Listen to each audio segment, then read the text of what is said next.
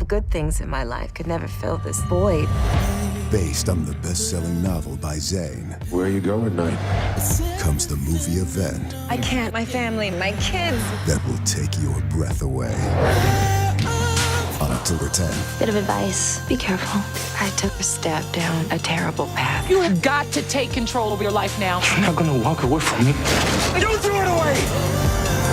Addicted, directed by Billy Woodruff, in theaters October 10th. Well, the character to me, I was just very fascinated with her. And I know a lot of women like her, or in some form or fashion, their version of her.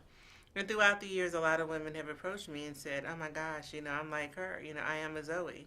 That type of thing. But I think that there are a lot of women out here who have the perfect husband, perfect home, perfect kids, perfect career, and yet they're cheating. But in this case, this is a woman who is doing it because it is truly a disease.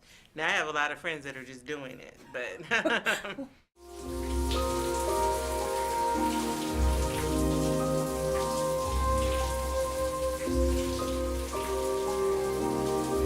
Why are conversations with women and their fantasies and sexual lives so taboo? And why don't women speak of it I more think often? that we still are undervalued in today's society.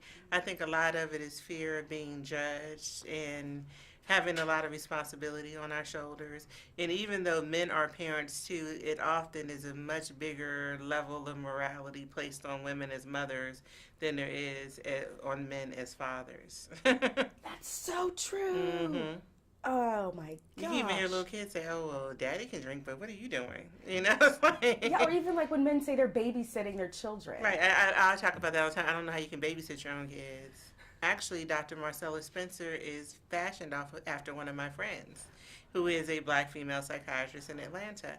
And I remember when she was first trying to decide whether or not she wanted to go into that field, she really was concerned that she might not have any patients, because it is truly considered a stigma for us to go get help. But we need just as much help as everybody else. I know you're anxious, but I don't want you to forget to be proud of yourself, too. For coming here, it's not an easy step to take. And why don't we just try something? Maybe you can tell me What brought you here? would that be easier for you? Okay. Well, it started the moment that I realized that all the good things in my life could never fill this void that's always been there. So how did you come to pick this book out of all of the others to make a movie? Well, actually, the studio, approached me about it, so that made it very simple. But it does make sense because it was my first novel, and it is the most popular because it's been out the longest. Mm-hmm. And so I'm excited about it, and hope that people around the world enjoy it, because the book is translated in different languages and stuff. So is the process difficult or easy going from a book to film? I think there's always challenges, but I love all the different mediums. I loved going to television first and now film. What's the next movie?